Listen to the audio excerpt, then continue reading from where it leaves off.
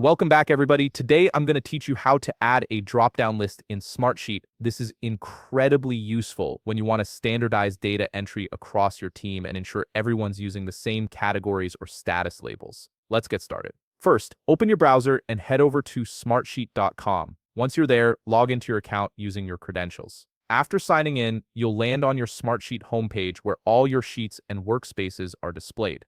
Now, from your homepage, locate the existing file or sheet where you want to add the drop-down list. This could be a project tracker, inventory list, or any other sheet you're working with. Simply click on it to open it up. Once your sheet is open, identify the column where you want to add the drop-down functionality. This is typically a column where you need consistent values like status updates, priority levels, or categories. Right-click directly on the column title at the top. This will bring up a context menu with several options for managing that column. From the menu that appears, click on Edit Column Properties.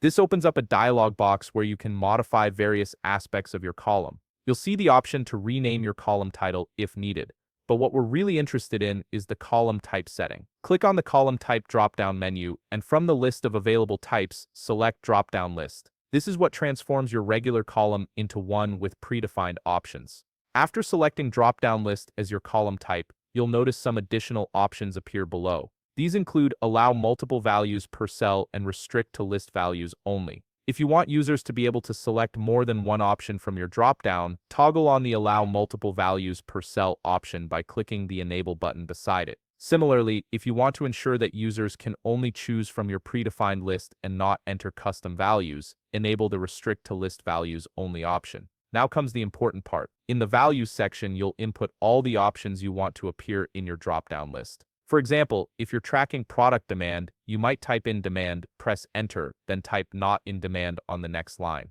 You can add as many values as you need, just make sure to enter each one on a separate line. Once you've added all your drop-down values and configured your settings, click OK to save your changes. And that's it. Your column now has a fully functional drop-down list that anyone with access to the sheet can use to select standardized values. If you found this video helpful, please leave a like, subscribe, and see you in the next video.